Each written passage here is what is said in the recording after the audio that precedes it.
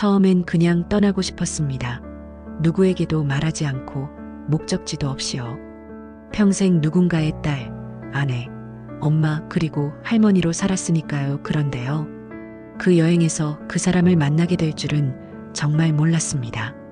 매일 아침 5시 30분 저는 알람 소리가 나기도 전에 눈을 뜹니다. 50년이 넘게 반복된 습관이죠. 남편이 살아있을 때도, 아이들이 어렸을 때도, 그리고 지금처럼 혼자가 된 지금도 말이에요. 주방으로 향하는 발걸음이 참 익숙해요. 불을 켜고 밥솥에 쌀을 씻어 넣고 김치와 몇 가지 반찬을 꺼내 놓습니다. 어느새 집안에 밥 짓는 냄새가 가득해지죠. 할머니, 오늘 급식이 맛없대요. 김치찌개 해주세요. 손주 민준이의 투정 섞인 목소리가 들리면 저는 항상 웃으며 고개를 끄덕입니다. 왜 그런지 제 마음속 어딘가에서는 이런 소리가 들려요. 그래, 인수가 또 하루가 시작되는구나. 남편이 떠난 지 5년째 되던 날 처음으로 거울을 똑바로 봤습니다. 언제부터인가 제 모습이 이렇게 투명해졌는지 놀랐어요. 주름이 깊게 패인 얼굴, 힘없이 축 처진 어깨, 그리고 어딘가 공허해 보이는 눈빛. 팔순을 바라보는 친정 어머니를 돌봐드릴 때 봤던 그 모습이 지금의 제 얼굴에 겹쳐 보였죠. 엄마, 오늘 민준이 학원 좀 데려다 줘요. 저 회식이라. 아들 현우의 목소리에 저는 또다시 고개를 끄덕였습니다. 괜찮다고, 걱정 말라고, 당연히 해야 할 일이라고 말하며. 하지만 그날따라 가슴 한구석이 묵직하게 아팠어요. 식탁에 혼자 앉아 찬밥을 뜨는 순간 문득 그런 생각이 들었습니다. 내가 정말 하고 싶은 건 뭐였을까? 대답을 찾지 못했어요. 60세가 넘어서도 그 대답을 모르고 살았다는 게 슬펐습니다. 손주들 방에서 흘러나오는 게임 소리와 텔레비전에서 흘러나오는 뉴스 소리 사이로 저는 마치 유령처럼 존재하고 있었어요. 있는 듯 없는 듯한 존재감, 그것이 저였습니다. 삶이란 게 다 그런 거지. 저 자신을 위로하며 중얼거렸지만 그 말이 더 공허하게 들렸습니다. 다음 날 아침 또다시 밥을 지으며 창밖을 바라봤어요. 푸른 하늘이 참 멀게 느껴졌죠. 매일 똑같은 일상을 반복하던 어느 날이었습니다. 손주 민지의 학원을 데려다주고 집으로 돌아오는 길, 자주 가던 마트에 들러 장을 봤어요. 냉장고에 채울 음식들을 고르는 사이 휴대폰이 울렸죠. 동창회 단체 카카오톡방이었습니다. 친구들아, 제주도 한 달 살기 체험 어때? 우리 나이에 안 하면 언제 해, 그렇지? 화면에는 푸른 바다와 노을이 담긴 사진이 올라와 있었어요. 손가락으로 사진을 확대해 보았습니다. 누군가의 뒷모습이 바다를 바라보고 있었죠. 그 모습이 왠지 자유로워 보였어요. 장바구니를 들고 서서 한참을 그 사진을 바라봤습니다. 그 순간 마음 한구석에서 작은 불씨가 피어오르는 것을 느꼈어요. 집에 돌아와 저녁 식사를 준비하며 그 생각을 떨칠 수 없었습니다. 제주도 한 달 살기 정말 가볼 수 있을까? 처음으로 저 자신만을 위한 결정을 내리고 싶다는 생각이 강하게 들었어요. 그동안 누군가를 위해서만 결정해왔던 제 모습이 문득 서글펐죠. 저녁 식사 시간 용기를 내어 아들에게 말을 꺼냈습니다. 현우야, 엄마가 제주도에 한 달 정도 다녀올까 해. 젓가락을 든 현우의 손이 멈췄어요. 그의 눈에는 당혹감이 가득했죠. 엄마, 거기서 뭐 하시게요? 혼자 가시게요? 그 말에 가슴이 조금 아팠습니다. 하지만 이번만큼은 포기하고 싶지 않았어요. 그냥 바다도 보고 혼자만의 시간도 좀 가지려고. 엄마도 이제 나만의 시간이 필요할 것 같아. 현우는 고개를 갸웃거리더니 밥을 다시 먹기 시작했습니다. 더 이상의 대화는 없었죠. 그날 밤 오랜만에 컴퓨터 앞에 앉아 제주도 한 달 살기 정보를 찾아봤어요. 검색창에 서툴게 타이핑을 했죠. 몇 번의 오타를 지우고 다시 쓰기를 반복한 끝에 작은 게스트하우스 정보를 찾았습니다. 다음 날 아무에게도 말하지 않고 비행기 표를 예약했어요. 손이 떨렸지만 결제 버튼을 눌렀습니다. 20년 넘게 사용하지 않았던 여행 가방을 꺼내 먼지를 털어냈죠. 가방 속에 옷을 정리하면서 마음속으로 되뇌었어요. 이번엔 나를 위해 밥을 해보고 싶었어요. 출발 전날 밤 가족들에게 메모를 남겼습니다. 엄마는 잠시 쉬러 제주도에 간다. 걱정하지 말고 연락할게. 간단한 문장이었지만 제 인생에서 가장 용기 있는 말이었어요. 거울 앞에 선 저를 바라보며 속삭였습니다. 박인숙, 60세 넘어 처음으로 너를 위한 여행을 떠나는구나. 비행기를 타는 순간 두려움보다는 설렘이 더 컸습니다. 창밖으로 보이는 구름을 바라보며 생각했죠. 이게 자유란 걸까? 평생 느껴보지 못한 감정이었어요. 아직은 낯설지만 분명 행복한 감정이라는 것만은 알 수 있었습니다. 제주공항에 도착했을 때 봄비가 부슬부슬 내리고 있었습니다. 공항을 나서자 바다 냄새가 코끝을 스쳤어요. 지도 어플을 보며 버스를 찾아 탔죠. 낯선 곳에서의 첫날은 항상 어색하고 불안한 법이지만 이상하게도 마음이 편안했습니다. 어쩌면 이미 내려놓은 것들이 더 많아서였을지도 모르겠네요. 제주 남쪽 작은 마을에 위치한 게스트하우스는 생각보다 소박했어요. 바다가 보이는 쉼터라는 이름처럼 창문 너머로 먼 바다가 보였죠. 나무로 지어진 2층 건물에는 방이 5개뿐이었습니다. 주인 할머니가 반갑게 맞아주셨어요. 혼자 오셨어요? 요즘 혼자 오시는 분들이 많네. 여기 차 한잔 하시고 방에 들어가세요. 감사하다는 말을 하고 따뜻한 유자차를 받아 마셨습니다. 방은 작았지만 깨끗했어요. 창가에 놓인 작은 테이블이 마음에 들었죠. 짐을 풀고 창밖을 바라보았습니다. 비가 그치고 석양이 바다 위로 번지기 시작했어요. 그 풍경이 너무 아름다워 한참을 바라보았습니다. 저녁이 되자 배가 고파 주방으로 향했어요. 게스트하우스의 주방은 투숙객들이 함께 쓰는 공간이었죠. 라면을 끓이려고 했는데 냄비가 어디 있는지 몰라 두리번거렸습니다. 냄비 찾으세요?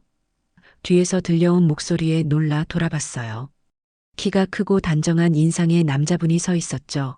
은발이 섞인 머리카락이 인상적이었습니다. 네, 라면을 끓이려고요. 여기 있어요. 저도 방금 사용했는데. 그분이 찬장을 열어 냄비를 꺼내 주었습니다.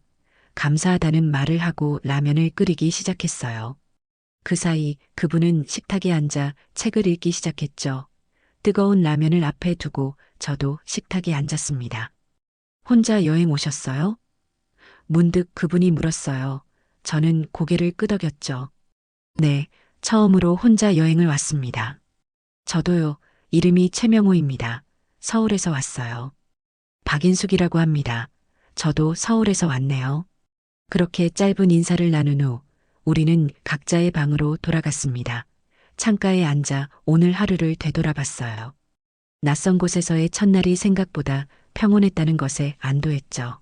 창밖으로 보이는 밤바다를 바라보며 깊은 숨을 내쉬었습니다. 다음 날 아침 일찍 일어나 해변으로 향했어요. 모래사장을 걷다가 멀리서 익숙한 실루엣을 발견했습니다. 어제 마주친 최명호 씨였어요. 그는 카메라를 들고 바다를 향해 서 있었죠. 인사를 해야 할지 고민하다가 그냥 지나치려는데 마침 그가 돌아보더니 가볍게 손을 들어 인사했습니다. 아침 산책 나오셨어요? 네, 바다가 너무 보고 싶어서요. 그렇게 우리는 나란히 걸으며 바다를 바라보았습니다. 낯선 사람과의 침묵이 어색하지 않다는 게 신기했어요. 가끔 파도 소리만 들리는 그 순간이 묘하게 편안했죠. 그날 이후로 저와 최명호 씨는 해변을 함께 걷는 일이 잦아졌습니다. 처음에는 우연히 마주치는 정도였지만 점차 시간을 맞춰 산책을 나가게 되었죠. 그는 지방에서 사진관을 운영하다 은퇴했다고 했어요. 아내와는 10년 전에 사별했다고 합니다. 자녀들은 모두 독립해서 멀리 살고 있다고 했죠. 가끔은 혼자라는 게 편할 때도 있어요. 명호 씨가 문득 그런 말을 했습니다. 파도가 발끝을 적시는 순간이었죠. 그래도 너무 오래 혼자면 외롭지 않으세요? 제가 조심스레 물었습니다. 습관이 되면 외로움도 익숙해져요. 인숙 씨는요? 그 질문에 잠시 생각에 잠겼습니다. 저는 정말 외로웠던 걸까요? 아니면 그저 바쁘고 정신없어서 외로움을 느낄 틈이 없었던 걸까요? 저는 항상 누군가와 함께였지만 어쩌면 더 외로웠는지도 모르겠네요. 제 입에서 나온 말에 스스로도 놀랐어요. 한 번도 입 밖으로 꺼내지 않았던 생각이었으니까요. 명호 씨는 고개를 끄덕였습니다. 더 이상의 말은 없었지만 그 침묵이 이상하게 위로가 되었어요. 누군가 내 말을 진심으로 들어주는 느낌이었죠. 오후에는 함께 시내로 나가 장을 봤습니다. 저는 작은 주방에서 요리를 하는 것이 좋았어요. 누군가를 위해서가 아니라 제 자신을 위한 식사를 준비하는 시간이 새롭게 느껴졌죠. 인숙 씨, 이 고등어 좀 보세요. 신선해 보이네요. 명호 씨가 수산물 코너에서 저를 불렀습니다. 그의 손에 들린 고등어를 보며 웃었어요. 고등어 구이 좋아하세요? 네, 특히 소금구이요. 제가 잘하는 요리 중 하나죠. 그날 저녁 게스트하우스 주방에서 고등어 소금구이를 함께 만들었습니다. 명호 씨는 생선을 손질하는 솜씨가 좋았어요. 저는 밑반찬을 준비했죠. 오랜만에 누군가와 함께 요리하는 시간이 즐거웠습니다. 식사를 마친 후 테라스에 나가 소주 한 잔을 나눴어요. 봄밤의 서늘한 바람이 기분 좋게 느껴졌죠. 별이 유난히 많은 밤이었습니다. 인숙 씨, 여기 오길 잘했다고 생각하세요? 명호 씨의 질문에 잠시 생각했어요. 네, 정말 잘했다고 생각해요. 이렇게 자유롭게 숨 쉴 수 있을 줄 몰랐거든요. 그 말에 명호 씨가 미소를 지었습니다. 그리고는 조용히 말했죠. 저도요, 나 혼자 잘 살고 있다고 생각했는데 꼭 그런 것만도 아니었네요. 그 말에 가슴 한구석이 따뜻해졌어요. 오랜만에 누군가와 진심으로 대화를 나누는 느낌이었죠. 대화 사이사이의 침묵도 불편하지 않았습니다. 그저 같은 공간에 함께 있다는 것만으로도 충분했어요. 밤이 깊어질수록 이야기는 더 깊어졌습니다. 명호 씨의 젊은 시절 이야기, 사진관을 운영했던 추억, 아내를 떠나보냈을 때의 슬픔, 그리고 저의 이야기도요. 한 번도 꺼내지 않았던 제 마음속 이야기들이 자연스럽게 흘러나왔어요. 그날 밤 방으로 돌아와 창밖을 바라보며 생각했습니다. 이런 게 편안함인가? 누군가에게 맞추지 않고 그저 있는 그대로의 나를 보여줄 수 있는 그 느낌이요. 오랜만에 마음이 편안해졌습니다. 제주에서의 일주일이 지났습니다. 어느새 명호 씨와 저는 자연스럽게 하루의 일과를 함께하게 되었어요. 아침 해변 산책, 오후에 카페 방문, 그리고 저녁 식사까지 말없이도 서로의 리듬을 맞춰가는 모습이 신기했습니다.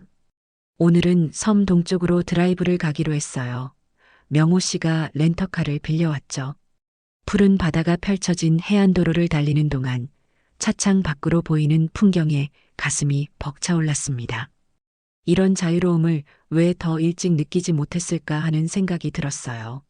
저기 보세요. 귤 농장이네요. 명호 씨가 손가락으로 가리키는 곳에는 초록빛 나무들 사이로 주황색 열매들이 반짝이고 있었습니다. 차를 세우고 농장으로 걸어 들어갔어요. 귤 향기가 코끝을 간지렸죠. 어서 오세요. 직접 따서 드셔보세요. 농장 주인 할머니의 말에 우리는 귤나무 사이를 거닐며 탐스러운 귤을 골랐습니다. 명호 씨가 키 높은 나무에서 귤을 따 제게 건네주었어요. 이거 인숙 씨 좋아할 것 같아서요. 그 말에 가슴이 쿵 내려앉았습니다. 작은 귤 하나를 건네는 그 순간 명호 씨의 눈빛에서 무언가를 느꼈어요. 관심? 아니면 더 깊은 감정? 저는 얼굴이 뜨거워지는 것을 느꼈죠. 고맙습니다. 제 목소리가 살짝 떨렸어요. 귤 껍질을 벗기며 시선을 피했습니다. 마치 소녀처럼 가슴이 두근거렸죠. 이런 감정을 느낀 지가 얼마나 오래됐는지 기억조차 나지 않았어요. 오후에는 해안가의 작은 식당에서 점심을 먹었습니다. 신선한 해산물이 가득한 테이블 앞에서 명호 씨가 맥주를 따라 주었어요.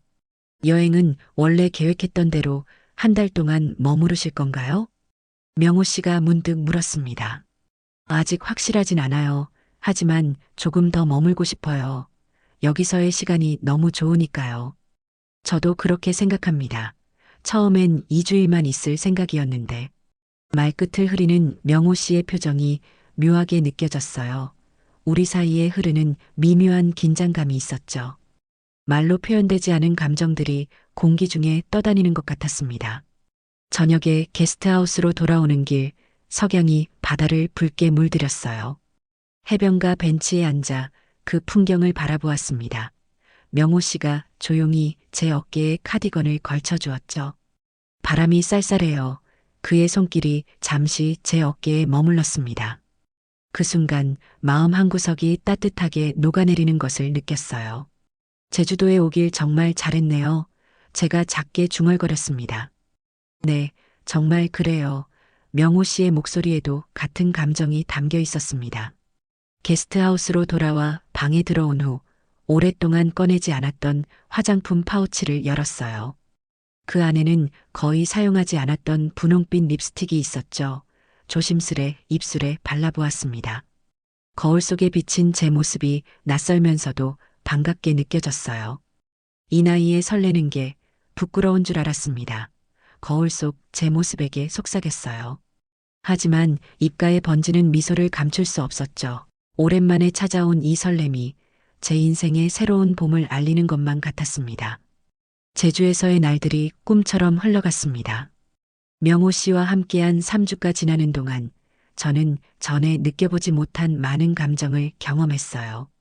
새벽 바다를 바라보며 나누는 조용한 대화, 어두운 밤하늘 아래 나누는 깊은 이야기들, 모든 순간이 소중했죠. 그날 아침도 여느 때와 다름없이 시작되었습니다.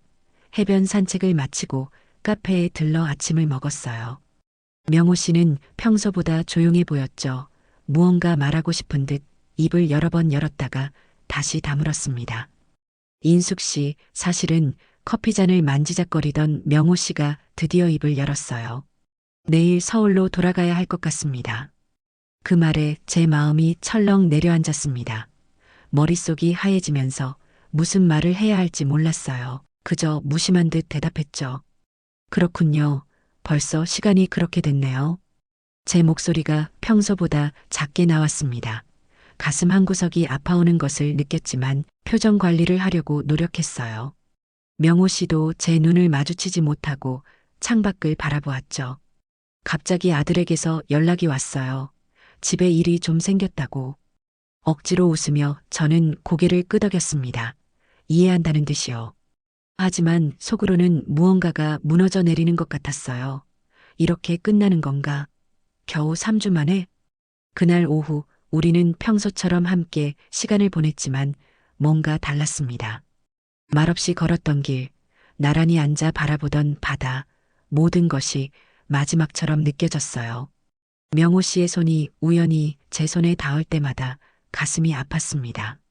게스트하우스로 돌아온 후 저는 방에 홀로 앉아 생각에 잠겼어요. 이런 감정은 어떻게 해야 하는 걸까요? 60세가 넘어 다시 찾아온 이 설렘을 그냥 여기서 끝내야 하는 걸까요? 이건 아니지. 무슨 연애질이야. 스스로를 책망하며 중얼거렸습니다. 하지만 마음은 이미 그를 향해 있었어요. 밤새 뒤척이며 생각했죠.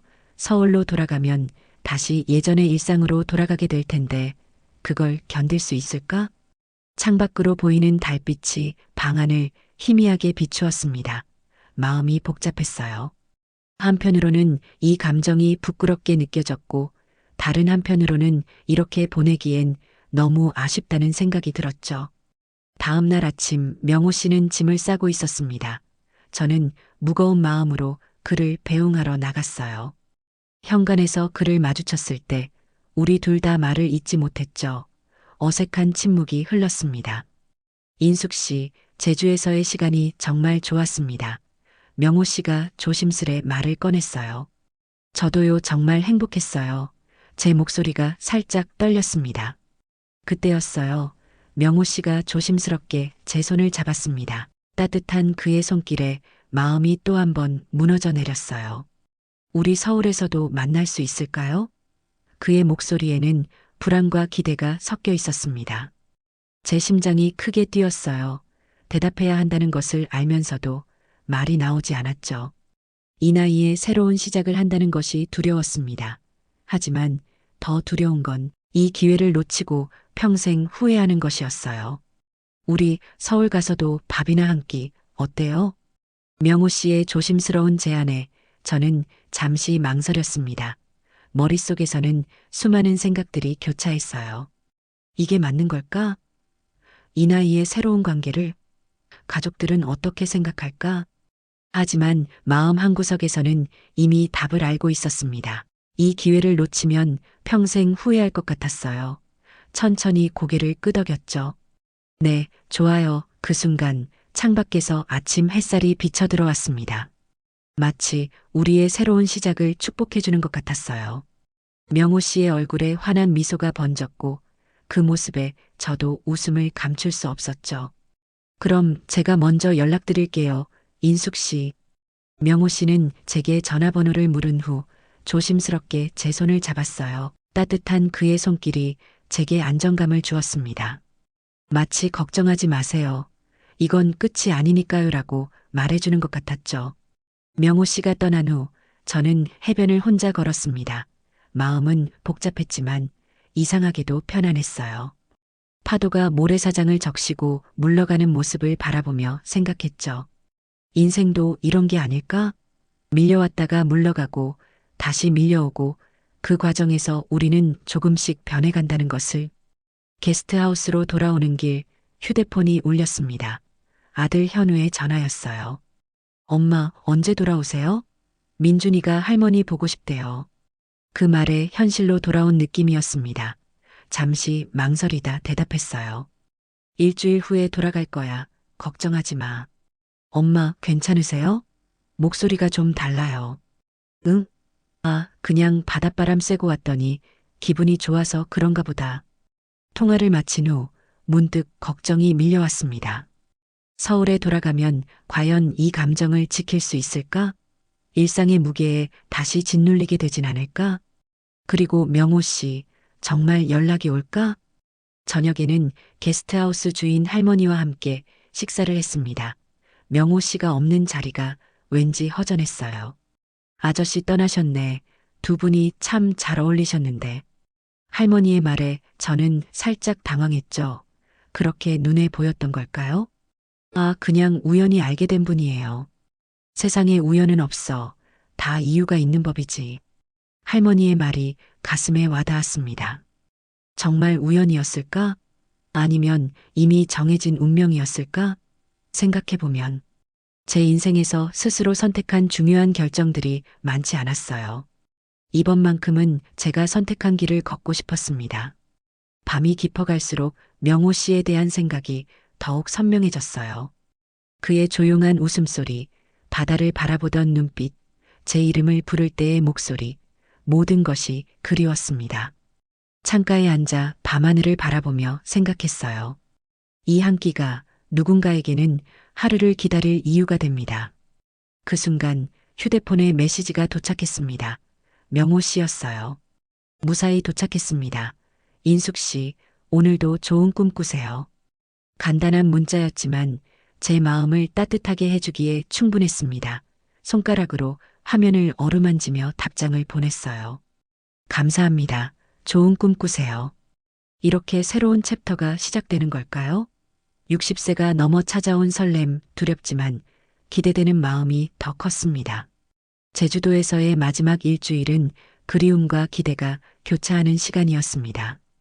매일 아침 명호 씨에게서 메시지가 왔어요. 날씨, 일상, 그리고 가끔은 제가 좋아할 것 같은 카페 사진까지 보내주었죠. 그 작은 관심이 하루를 살아갈 힘이 되었습니다. 서울로 돌아가는 비행기 안에서 창밖의 구름을 바라보며 생각했어요. 제주에 왔을 때와는 다른 마음으로 돌아가는 것 같았습니다. 그때는 탈출하고 싶었던 일상이었지만 이제는 그 일상 속에서 새로운 가능성을 보게 되었으니까요. 집에 도착하자 아들 현우와 손주들이 반갑게 맞아주었습니다. 민준이가 제 목에 팔을 두르며 말했어요. 할머니, 너무 보고 싶었어요. 제주도 재미있었어요? 저는 미소를 지으며 고개를 끄덕였습니다. 어떻게 설명해야 할까요? 단순한 여행이 아니라 제 인생의 전환점이 되었다는 것을. 응, 정말 좋았어. 바다도 보고 맛있는 것도 먹고. 할머니 얼굴이 달라졌어요. 더 예뻐졌어요. 민준이의 말에 저도 모르게 얼굴이 붉어졌습니다. 현우가 저를 유심히 바라보더니 말했어요. 정말이네요. 엄마 피부도 좋아지고 표정도 밝아졌어요. 제주도가 그렇게 좋았어요? 그냥 여유로운 시간을 보내니까 그런가 봐. 대답하면서도 제 마음속에는 명호 씨의 얼굴이 떠올랐습니다. 일상으로 돌아왔지만 모든 것이 달라 보였어요. 아침에 일어나 밥을 짓는 시간도, 손주들의 학원을 데려다 주는 길도, 저녁 반찬을 준비하는 순간도 모든 것에 의미가 생긴 것 같았죠. 그리고 매일 밤 명호 씨와 나누는 전화통화가 하루의 마무리였습니다. 인숙 씨, 이번 주 목요일에 시간 되세요? 명호 씨의 물음에 가슴이 두근거렸어요. 네, 괜찮아요. 서촌에 괜찮은 식당이 있어요. 미소식당이라고. 12시에 만날까요? 전화를 끊고 달력을 보았습니다. 목요일 손주들은 학교에 있고 현우는 출장이라고 했으니 괜찮을 것 같았어요. 작은 메모지에 목요일 12시 서촌 미소식당이라고 적었습니다. 그날이 다가올수록 설렘과 불안이 교차했어요. 옷장을 열어 무엇을 입을지 고민했죠. 모든 옷이 어딘가 부족해 보였습니다. 결국 용기를 내어 백화점에 가서 새 원피스를 샀어요. 연한 하늘색, 너무 화려하지 않으면서도 제 나이에 어울리는 옷이었습니다. 목요일 아침 평소보다 일찍 일어나 준비했어요. 거울 앞에 서서 오랜만에 화장을 했습니다. 그리고 제주에서 발랐던 그 분홍빛 립스틱을 다시 꺼냈죠.